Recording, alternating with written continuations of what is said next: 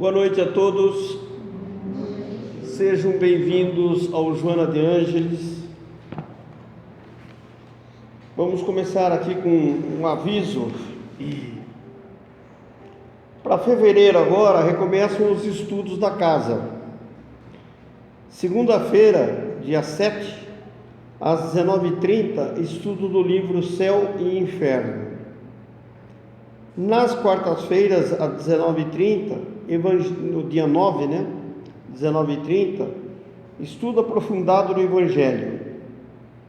E no domingo, para quem perde o sono logo no domingo, 8 horas da manhã, a partir do dia 13, Teoria e Prática da Mediunidade.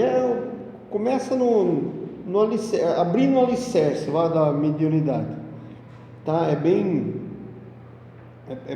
devagarzinho, bem no início, que dá para a gente entender. Teoria e Prática da Mediunidade. As inscrições serão nas folhas que estão aí atrás, aí na mesa de livros, É só colocar o nome, o telefone lá, para contato, para a gente afinar as coisas. E o curso é grátis, tá bom? Não tem custo nenhum.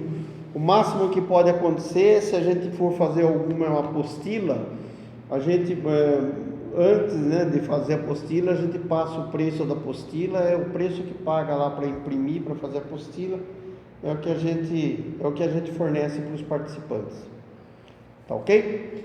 Então vamos entrando em sintonia com a espiritualidade maior da casa, com os nossos mentores espirituais.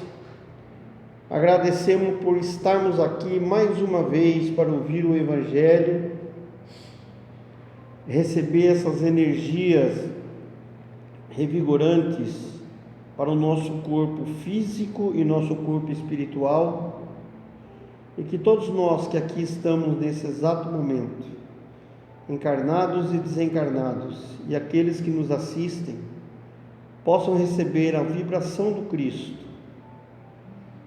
esse amparo amigo, desse ombro amigo dos nossos mentores espirituais, dos nossos espíritos amigos, e que entendamos a mensagem da noite de hoje. Graças a Deus, graças a Jesus. Pessoal, eu escolhi aqui nós vamos falar hoje sobre o capítulo 19 do Evangelho segundo o Espiritismo. Título do capítulo: A fé que transporta montanhas. Na realidade, eu não estou falando para vocês, eu estou falando para mim, porque isso daqui, eu preciso muito disso, preciso mesmo, dou minha mão palmatória, preciso muito disso aqui, dessa fé que transporta montanha, Não sei os demais, mas o negócio é para mim mesmo. Quando abri o capítulo para mim, escolhendo o que é, caiu no 19, Falei, opa, é esse aqui, É esse daqui. Então vamos lá, o poder da fé. Quando Jesus veio ao encontro do povo, um homem aproximou-se dele, ajoelhou-se a seus pés e disse: Senhor, tenha piedade de meu filho que está lunático e sofre muito, pois ele seguidamente cai, ora no fogo, ora na água. Apresentei meu filho aos seus discípulos, mas eles não puderam curá-lo. Jesus respondeu ao pai do menino, dizendo: Ó raça incrédula e perversa, até quando estarei com vocês? Até quando sofrerei com vocês? Traga o menino até aqui. E Jesus, repreendendo o espírito mau que o acompanhava, fez com que este se afastasse, curando-o no mesmo instante. Então, os discípulos vieram encontrar Jesus e, em particular, lhe perguntaram: por que nós não conseguimos expulsar este demônio?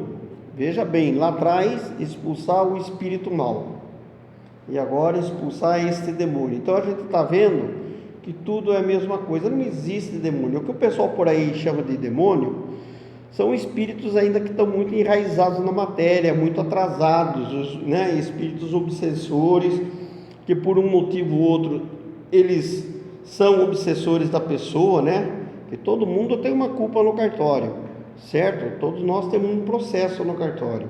Então, às vezes, o oficial de justiça fica no pé da gente, querendo cobrar o processo. Não é assim o negócio? É por aí a coisa, né?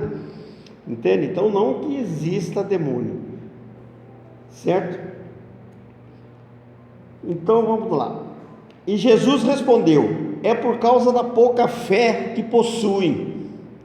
Pois eu digo em verdade que se tivessem fé do tamanho de um grão de mostarda, diriam a essa montanha: transporta-te daqui para lá, e ela transportaria, e nada seria impossível a vocês.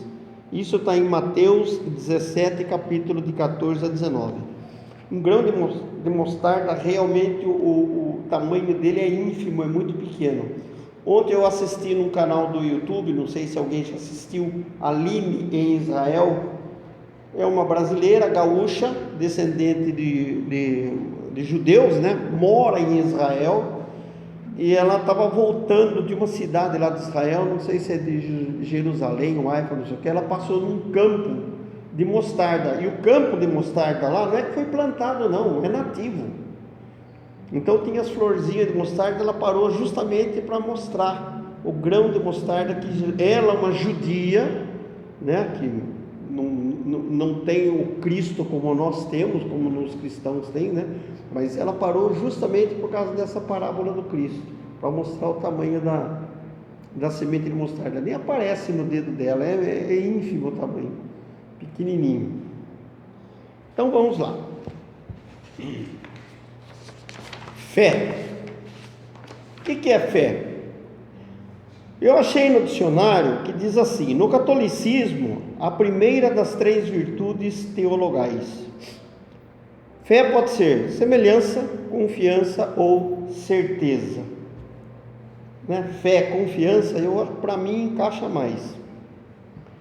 Nesse trecho de Mateus que acabamos de ler, devemos entender as palavras de Jesus unicamente pelo seu sentido moral. Então, esse negócio, pelo sentido moral, todas as parábolas dele, tudo aquilo que ele falou, a gente não deve levar no pé da letra, e sim pelo espírito da letra, para a gente poder entender a mensagem do que é o negócio, né? A confiança do homem em suas próprias forças faz com que ele seja capaz de realizar coisas materiais que não pode fazer quando duvida de si mesmo. Não é verdade? Então, a partir do momento que a gente não tem confiança na gente, que a gente não tem fé no taco da gente, a gente acaba fazendo uma jogada errada, né? A gente acaba não tendo confiança em nós, e nós deixamos de fazer pela falta de confiança que a gente tem. Muita coisa que a gente sabe fazer, conhece fazer, mas a gente tem medo, né? A gente tem uma proposta de emprego, mas aqui eu tinha uma função aqui de escriturário, lá eu vou ter função de escriturário sênior, eu vou com medo, não vou aceitar porque eu não vou conseguir fazer. Meu amigo, é 3 funções a mais do que essa que você faz hoje. E a gente aprende, né? Ninguém nasceu sabendo. Que montanhas são essas que Jesus se refere, que podemos mudar com a nossa fé? Essas montanhas, essa montanha que ele fala, porque é o seguinte: primeiro, ele já falou, eu não vim destruir a lei. Então, ele não tinha poder de pegar essa montanha daqui e mudar essa montanha para lá. Essa montanha que ele subentende, que é o espírito da letra, são as dificuldades que nós temos, são as dúvidas que nós temos, são os medos que nós carregamos, né? Essas são as montanhas, são os inimigos que habitam dentro de nós. Então, se a gente não tiver fé, confiança, perseverança, foco, nós não vamos conseguir arrastar essas montanhas, quanto menos uma cadeira, certo? Porque se a gente acha que não tem força nem para arrastar uma cadeira, vai querer arrastar uma montanha, né? Do jeito que a gente tem aqui dentro. Então, essas são as montanhas, são essas coisas que a gente acha que são grandes problemas, A gente consegue resolver em várias etapas, ou acaba resolvendo numa etapa só, e depois de 2, 3 dias, ou depois de algum tempo, a gente fala: nossa, nem acredito que eu passei por aquilo, nem acredito que eu resolvi aquilo, né? Por quê? Porque na hora nos faltou fé, nos faltou confiança. Então essas são as montanhas. A má vontade dos homens, mesmo quando tudo está correndo bem, mesmo que a vida da gente esteja tudo correndo bem, mas a gente tem a má vontade nossa. O que é essa nossa má vontade? É a zona de conforto nosso. Ninguém quer pegar 15 minutos de sol para trocar de sombra. Ah não, essa sombra aqui tá, mas estou vendo que o sol está andando, mas eu vou me encolhendo aqui, a hora que não der mais eu vou embora, né? Ninguém quer. Então essa má vontade nossa, mesmo quando tudo está correndo bem. Os preconceitos, interesse material, o egoísmo, a cegueira do fanatismo, as paixões orgulhosas, são também as montanhas que travam o caminho de todo aquele que trabalha pelo progresso da humanidade. Realmente, né? Quantas coisas a gente deixa de fazer por interesse material? Eu não vou fazer porque eu vou facilitar a vida dele. Eu não gosto dele, não vou facilitar a vida dele. Ou se eu fizer, se eu facilitar a vida dele, se eu ajudar ele, ele vai ocupar esse cargo de gerência que está para abrir aí e eu não vou ocupar. Somos assim. Nós somos assim. Egoísmo. Eu não. O que eu sei, não vou passar para outro, né? Ele que se vire. Não tem aquele que fala: meu pai vendeu uma fazenda para ensinar o que eu sei e eu não vou dar troco de uma pá de terra. Lê de engano. Porque às vezes a gente trocando figurinha com aquele que é mais simples que a gente, às vezes ele já passou por problemas diferentes do nosso, né? Quantas fábricas eu visitei, eu ia em fábrica pequena visitar, da consultoria, e o cara da fábrica falava assim: pô, mas você dava consultoria lá naquelas fábricas automáticas lá do estado de São Paulo, lá, agora você vem na minha aqui, uma olariazinha pequenininha, e não sei o que. Aí eu vi um negócio, pô, realmente, aquela fábrica lá tem 12 robôs trabalhando lá, e ele está com esse problema aqui que você resolveu aqui com um pedaço de pau de vassoura aqui e 100 gramas de arame, entendeu? Então, todos ensinam todos, e todos aprendem com todos, né? Todos ensinam e todos aprendem. Então, é dessa forma que vira a vida. A fé, quando é forte, fornece a perseverança, a energia e os recursos necessários para vencer os obstáculos, sejam eles pequenos ou grandes. Aquilo que nós comentamos aqui: fé, perseverança, eu acredito, eu consigo, eu posso, eu vou. A fé que vacila provoca em nós a falta de confiança de que se aproveitam adversários que devemos combater. Quem são esses adversários que devemos combater? Os piores adversários que a gente tem que combater, com essa nossa fé forte, com essa perseverança nossa, com essa coisa que a gente acredita, são os próprios defeitos nossos, são essa indolência que nós carregamos, são esse egoísmo que nós carregamos, são essas dúvidas. A dúvida já é falta de fé. Esses são os piores inimigos, porque vencer o concorrente, eu sei do jeito que ele trabalha, eu sei onde ele está. Vencer o cara que está do meu lado, eu estou enxergando ele. Só que tem uma coisa: a partir do momento que a gente vacila, que a gente se mostra muito medroso, não se arrisca, nós somos engolidos pelos inimigos. Nós somos engolidos pelos nossos inimigos internos, que são os piores que existem, e somos engolidos pelo nosso concorrente, por aquele que está do nosso lado, né? Somos, não somos? Somos. Deixamos de fazer uma coisa simples por ter medo, e o outro faz o pé nas costas, tranquilamente, e a gente sobra, né? Então é isso aí. A fé que vacila provoca em nós a falta de confiança que se aproveitam os adversários que devemos combater. E mais ainda, a fé que vacila não procura meios de vencer, pois nem sequer acredita a possibilidade da vitória. Se a gente vacila e a gente não tem confiança, a gente não sai nem do zero, não dá nem o primeiro passo. E nós devemos fazer isso daí. Falei para vocês no início, hein, que isso aqui é para mim, que muita coisa eu deixo de fazer por medo. Eu tenho muito medo. Eu deixo de fazer por medo. Então eu preciso aprender a acreditar mais em mim.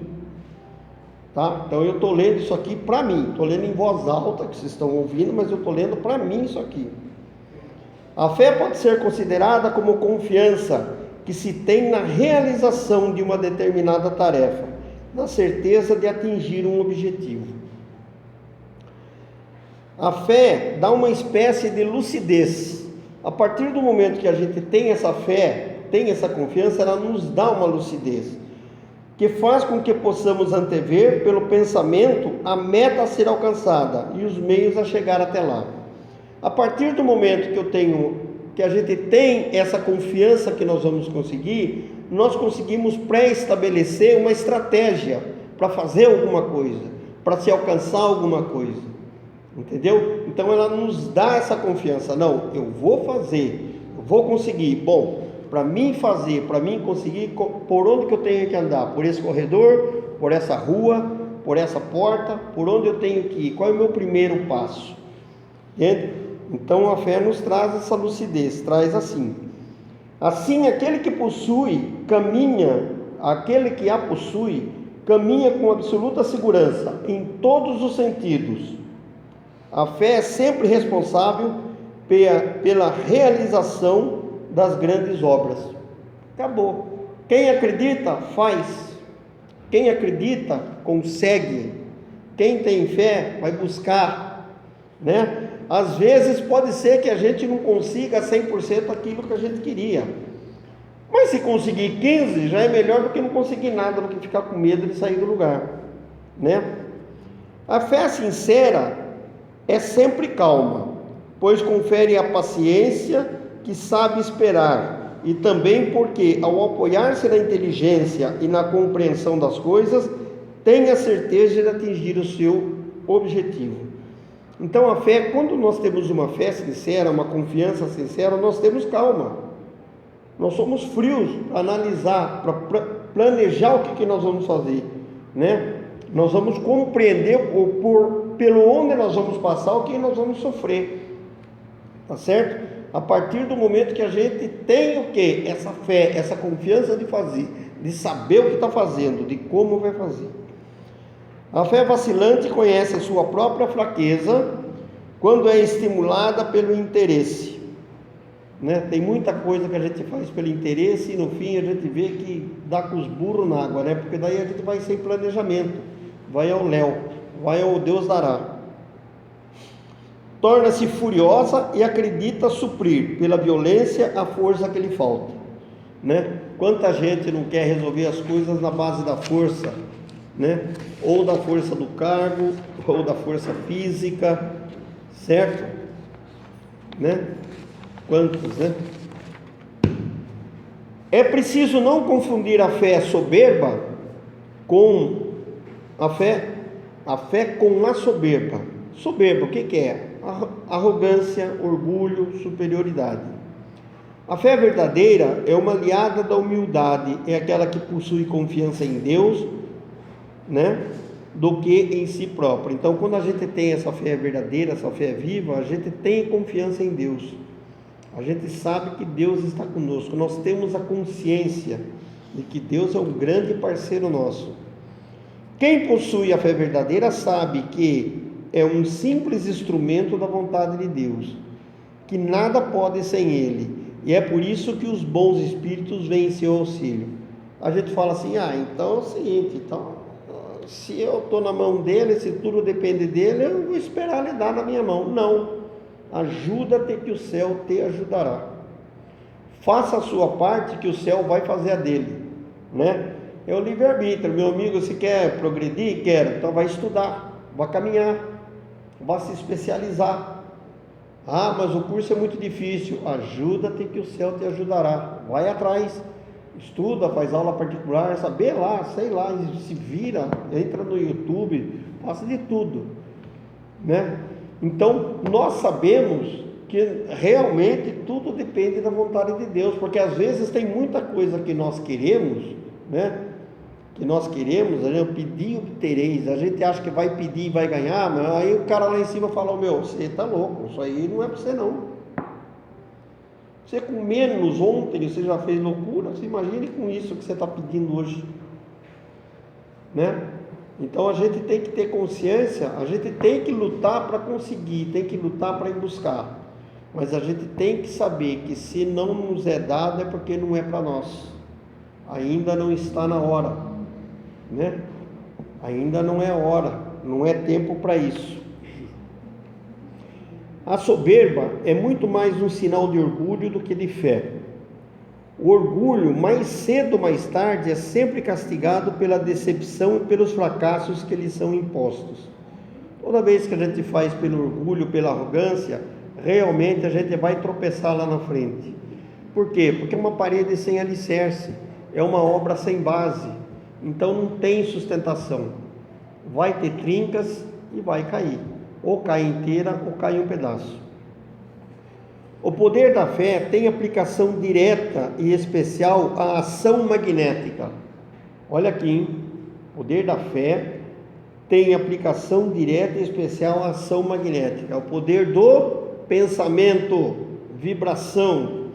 É pelo pensamento que o homem atua sobre o fluido que está livre no universo, né? Estamos todos mergulhados nesse fluido universal aí. Modifica-lhe as qualidades e dá a esse fluido um impulso irresistível. Então esse fluido, essa ligação nossa de pensamento, essa vibração nossa, vai fazer com que, como dizem o pessoal aí, com o universo conspire ao nosso favor. O pessoal não fala assim? O universo conspira a nosso favor. Então o que é? É essa ligação. Por isso que nós temos que tomar cuidado com aquilo que nós queremos, aquilo que nós desejamos. Nós temos que tomar cuidado com isso, porque dependendo do que nós estamos ligados, é aquilo que nós vamos receber. Então, que tipo de correspondência eu quero receber? Né? Que tipo de mensagem eu quero receber? Por isso que nós temos que tomar cuidado, tá? Aquele que já possui um grande poder sobre os fluidos e junta esse poder a uma fé ardente, pode simplesmente, pela vontade dirigida ao bem, realizar fenômenos especiais de cura e muitos outros. Um exemplo claro que a gente vê aí, Jesus. Por quê? Porque a fé dele era viva, ele era confiante, ele confiava, ele sabia o que ele estava fazendo. Então, com isso, ele sabia manipular os fluidos, e sabendo manipular os fluidos, ele fazia os, entre aspas, milagres. Não, nada, o que ele fazia não é nada contra a lei universal, contra a lei natural, contra a lei de Deus. Ele sabia o que ele estava manipulando, ele sabia com que matéria que ele estava trabalhando. Por quê? Porque ele tinha fé, né? Porque ele tinha certeza disso. Antigamente, esses fenômenos eram tidos como milagres, mas na verdade eles não passam de consequências da aplicação de uma lei natural. Lei natural é a lei de Deus, não tem tribunal superior nenhum que vem dar uma canetada para tirar essa lei, né? Então aquele que está em boa sintonia, aquele que sabe trabalhar com isso, está dentro da lei natural, sabe manipular, tá? É esse o motivo pelo qual Jesus disse aos seus apóstolos: se vocês não curaram, é porque não tiveram fé. Quer dizer, se os apóstolos não curaram, né, não conseguiram tirar aquele obsessor do menino, é porque eles não tiveram fé que eles conseguiriam tirar, né? Eles conseguiriam. Porque Jesus, no falar com esse obsessor, com esse espírito que mal, entre aspas, né? Não é que é espírito mal. Nós estamos nessa faixa, ou já estivemos em faixa pior, né? Mas por que ele, no falar, ele se afastou do menino? Por quê? Por causa da grandeza moral que tinha Jesus. Porque ele era firme, porque ele tinha certeza do que ele estava fazendo. porque ele sabia o que estava fazendo, entendeu? Então, pela vibração dele, né? Então é isso daí. Então se a gente não tem fé, a gente não consegue fazer nada. Agora, se eu tenho fé e eu estou com uma pessoa com uma dor de perna aqui do meu lado aqui, de longe a gente consegue emitir um passe na pessoa, de longe, qualquer um consegue isso é questão de sintonia, pedir para ajudar, pedir para ser ajudado e ajudar.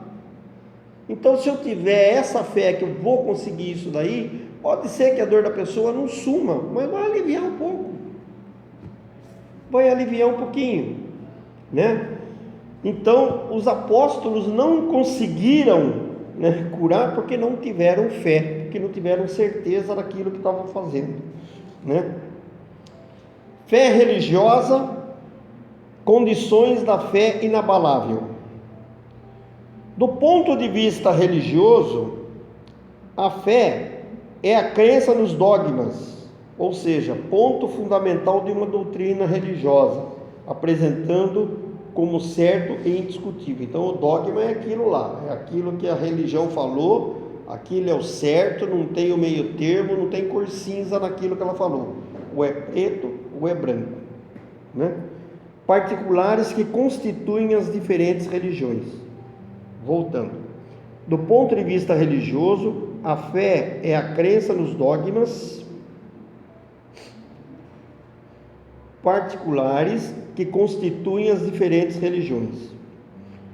Todas as religiões têm seus artigos de fé, ou seja, a descrição do que os seguidores devem ou não acreditar. Todas as religiões balizam isso. Sob esse aspecto, a fé pode ser fé cega ou raciocinada. Já nos foi imposto fé cega lá para trás, que a gente precisava ter essa fé cega, né? Moisés veio e vendeu um Deus para nós invejoso, guerreiro, vingativo. Não foi esse Deus que Moisés trouxe para nós? Mas por que ele precisava trazer esse Deus para nós? Para segurar nós, porque hoje a gente já é bárbaro. Imagine nós lá no Egito como escravo, como é que a gente era? Porque a gente estava lá, hein, gente? Vai pensar que vocês chegaram 5 minutos aqui, não, porque aqui no mínimo aqui o mais novinho aqui tem 1.500 anos rodando aqui, o mais jovem, né? O mais menino, certo? Então teve que trazer o que? Esse Deus invejoso. Não, porque se não tiver fé em mim, vai cair uma pedra na sua cabeça. Não, porque se não fizer isso daqui. Então foi imposto esse. Então eu tinha que ter essa fé cega, por medo, para ele poder me segurar, para Moisés poder se torear a turma. Não é assim? Ele não subiu no Monte Sinai lá, nós já derretemos meia dúzia de pulseiras, já fizemos um bezerro de ouro. Está lá no Antigo Testamento, né? Está no Antigo Testamento. Então esse foi o primeiro Deus que nos foi apresentado. E por incrível que pareça, nós carregamos esse Deus até hoje. Até hoje nós achamos que se esse Deus, eu não fizer tantas orações para ele, ele não vai me atender. Se eu não fizer determinadas coisas, ele não vai me atender, né, Jana? Vai pagar lá, hein? Entreguei a Jana agora de bandeja, entende? Mas é um outro assunto, eu já estava conversando. Então, a gente ainda tem esse Deus, que é um Deus que precisa de templo de pedra. Meu Deus do céu, templo de pedra, isso aqui, se duvidar muito, daqui a 50 anos não tem mais nada, derrete, tudo muda, o planeta muda todo segundo, o planeta hoje não é o mesmo de sexta-feira passada, já é diferente, né? E a gente carrega esse Deus ainda, esse Deus material, esse Deus guerreiro aí, né?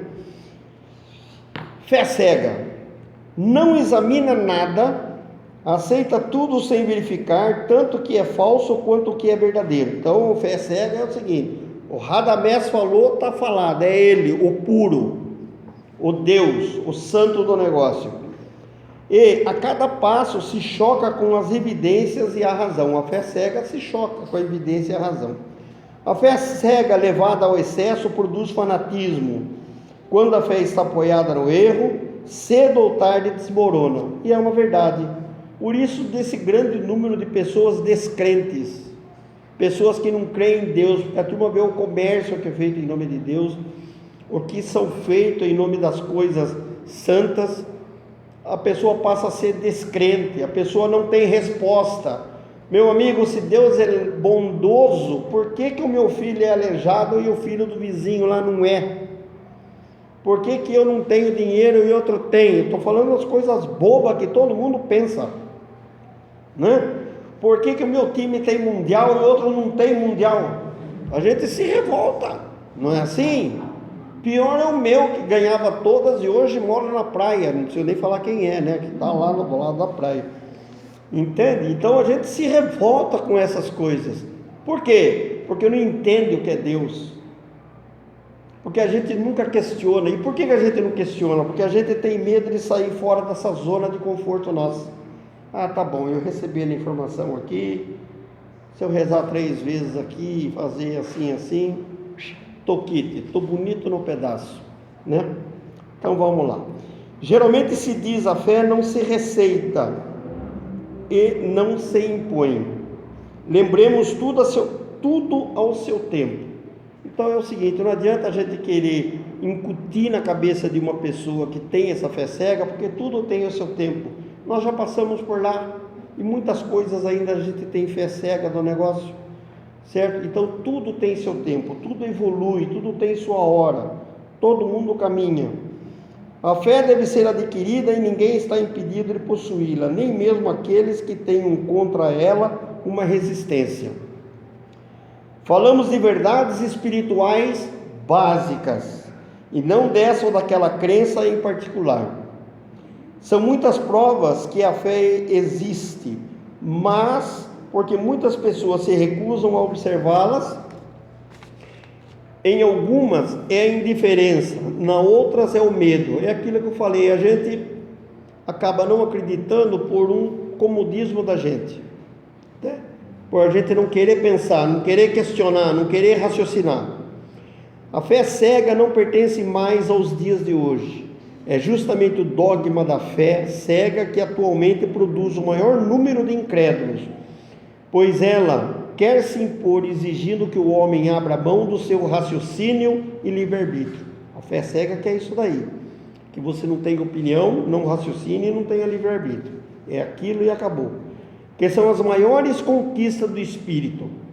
Já conquistamos isso, né? No tempo que nós estamos aqui, já conquistamos esse raciocínio, esse livre-arbítrio. É principalmente contra a fé cega que o incrédulo se revolta, o que prova ser verdade que a fé não se impõe. Ao não admitir provas, a fé cega deixa no espírito um vazio que lhe abre o caminho para a dúvida, né? Quanta gente tem uma fé cega aí, mas tem um monte de dúvida. Por quê? Porque não questiona, não procura saber, não estuda, não sabe o que é, tá?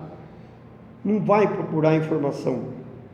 Fé raciocinada é aquela que se apoia nos fatos e na lógica, é clara e não deixa para trás de si nenhuma dúvida. A fé raciocinada, por que é assim? Como que é assim? Mas como? E assim que se fosse do outro jeito?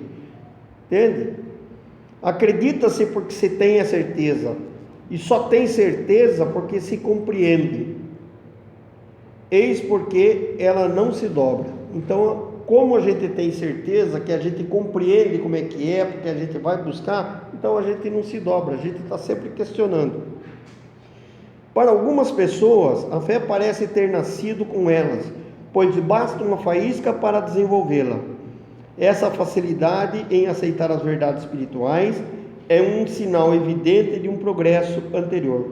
Lógico, se eu já venho preparado, se eu já aprendi ontem, eu vou trazer esse meu aprendizado aqui hoje.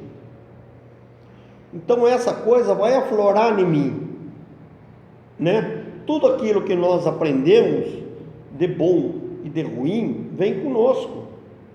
Está gravado no HDzão nosso aqui, no espírito nosso, né? É o que a gente sempre comenta aqui, o Evangelho é o antivírus, que a gente tem que ir passando aqui, tirando os arquivos ruins e deixando os bons, certo? É esse daí, é usar esse antivírus aí, ó, Evangelho, o Evangelho do Cristo. Então, se eu aprendi ontem, hoje eu venho com uma melhor cabeça, hoje eu consigo entender um pouco, tá? Mas aquele que não entende, ou aquele que não quer, ele não chegou nessa ainda. Ele não está com esse arquivo ainda ele precisa vir mais vezes, passar por aqui mais vezes, e se não for nessa, vai ser na próxima, e se não for na próxima, vai ser nas 200 próximas, tá? Mas um dia, todo mundo vai estar no mesmo nível, né? Todos nós. Em outras pessoas, ao contrário, as verdades espirituais são assimiladas com muita dificuldade, sinal também evidente de uma natureza em atraso. Vai aprender na próxima ou um pouquinho para frente dessa.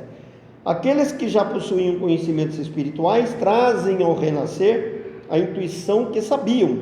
Nesse caso, sua educação já foi realizada, tá? Quer dizer, já tivemos um início, já tivemos no prezinho da coisa, né?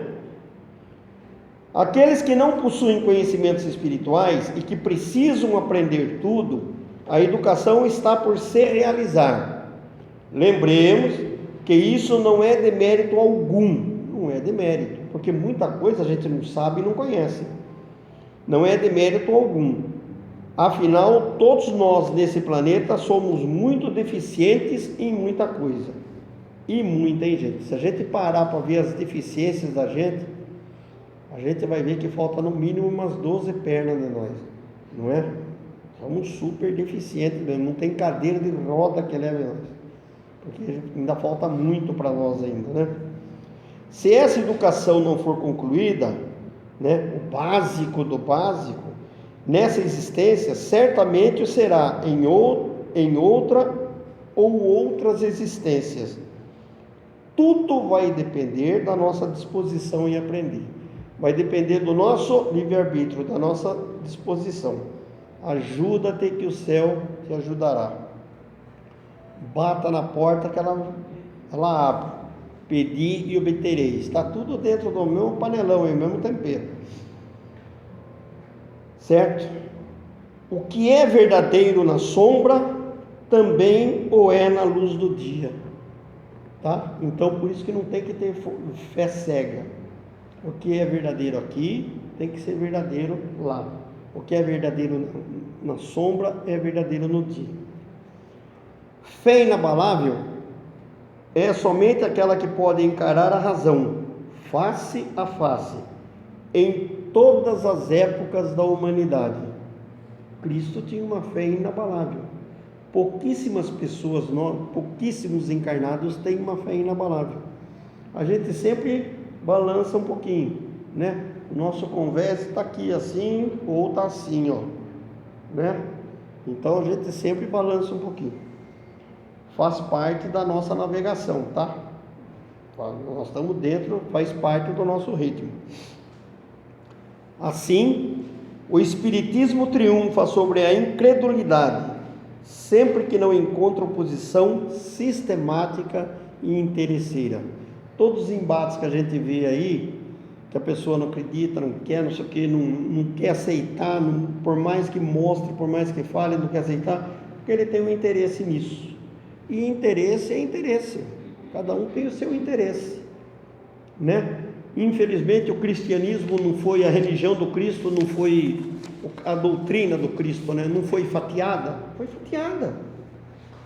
né? Começou lá na Mansão do Caminho, depois teve os concílios e não sei do que, não sei das quantas, depois começou a aparecer o Calvino, depois apareceu o Lutero, depois apareceu não sei o que, tem até o tal do Adam Smith que lá nos Estados Unidos lá e tal, né, que é dos mormons, né? Mas cada um fatiou a doutrina do Cristo ao seu bel prazer. Quem criou as religiões foram os homens. Jesus não criou religião nenhuma. nem igreja nenhuma. Foram os homens que criaram. Por que criaram? Porque aqueles que criaram tinham uma diferença política administrativa dos seus chefes, entendeu? Então cada um quis a sardinha na sua brasa. Esse é o português claro. Faz parte do planetão velho isso daí? Faz. Graças a Deus que tem muita gente nessas estradas. Pior quem não ficou em nenhuma dessas estradas. Puta, tem 50 facções do cristianismo, mas você está dentro de uma, está ótimo. Pior se não tivesse em nenhum. Aí está perdido mesmo. Aí não tem GPS que acha o cara, né? É dessa forma. Pessoal, desculpa a corrida, desculpa se foi muito enrolado, tá bom? Mas esse era um pouquinho que eu tinha que falar para mim e vocês ouvindo. Tá joia? Então vamos lá. Vamos encerrando mais essa noite de Evangelho hoje, agradecendo sempre a Deus e a Jesus pela oportunidade de estarmos aqui, pela graça de conseguirmos sairmos da nossa casa, de onde estávamos para vir aqui, buscar um pouquinho de luz, buscar um pouquinho de rumo para o nosso caminhar, de óleo para nossas lâmpadas, né? Como diz aquela parábola das 10 virgens, das 10 lâmpadas, em buscar um pouquinho de óleo aqui para aumentar a nossa luz. Agradecemos, Senhor, muito obrigado por tudo aquilo que nos deste, pela casa que nos abriga, pela roupa que vestimos, pela comida que comemos, pelo trabalho que temos, pelas nossas amizades, pelas nossas famílias.